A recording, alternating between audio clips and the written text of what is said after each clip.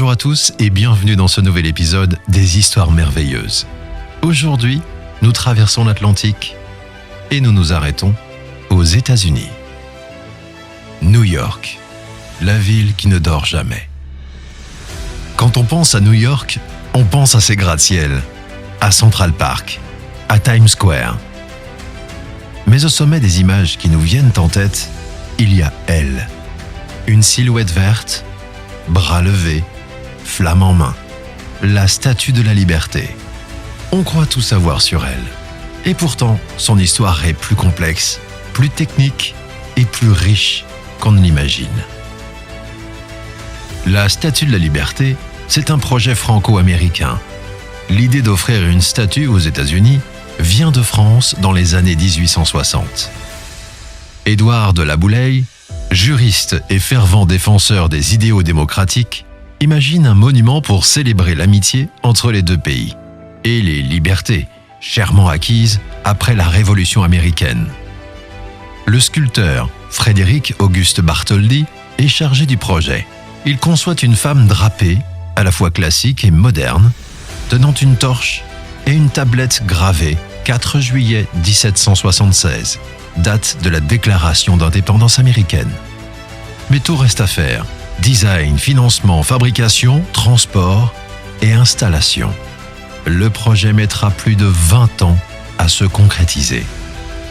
Pour faire tenir une statue de cette taille, 46 mètres de haut, sans le socle, 93 mètres au total, il faut un véritable exploit technique. Bartholdi travaille avec Gustave Eiffel. Ce dernier conçoit une structure métallique interne, souple mais solide, capable de résister au vent violent de la baie de New York. Autour de cette ossature, on fixe des plaques de cuivre, martelées à la main, assemblées selon la technique du repoussage, puis enfin rivetées. La construction se fait à Paris, dans les ateliers Gagé-Gauthier, entre 1875 et 1884.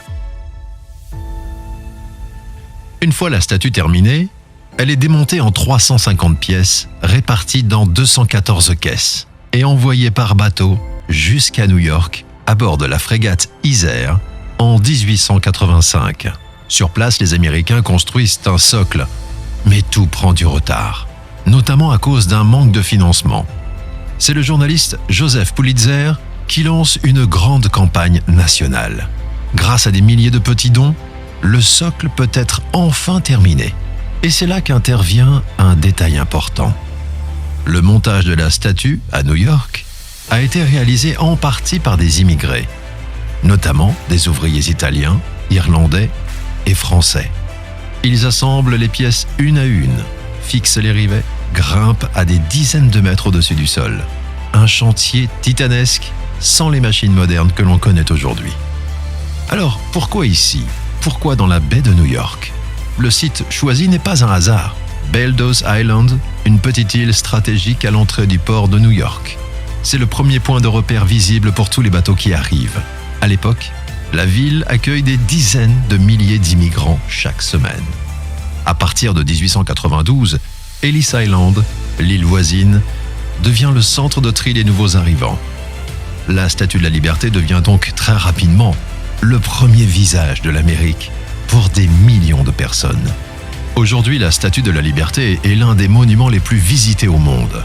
En moyenne, plus de 4 millions de visiteurs s'y rendent chaque année. Cela représente des centaines de millions de dollars en retombées économiques, directes et indirectes. Billetterie, ferry, souvenirs, restauration, hôtellerie. Il faut réserver longtemps à l'avance pour espérer accéder au piédestal. Et encore plus pour monter dans la couronne. Et c'est 354 marches.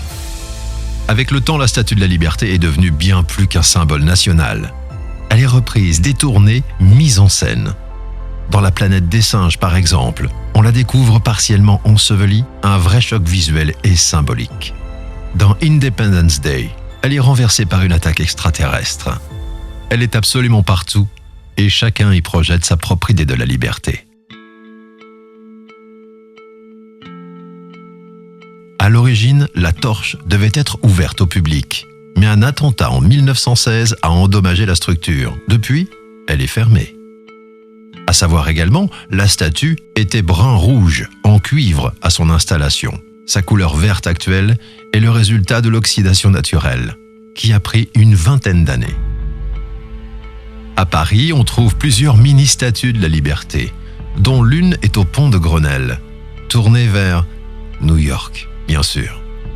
La statue de la liberté n'est pas simplement une carte postale de New York.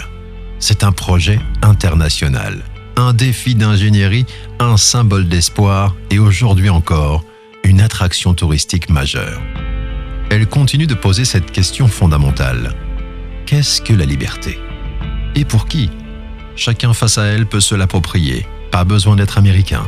Il suffit juste de croire en un avenir meilleur. Merci de m'avoir suivi dans ce voyage à New York, au pied de la Statue de la Liberté. Je vous dis à très bientôt pour de nouvelles histoires merveilleuses.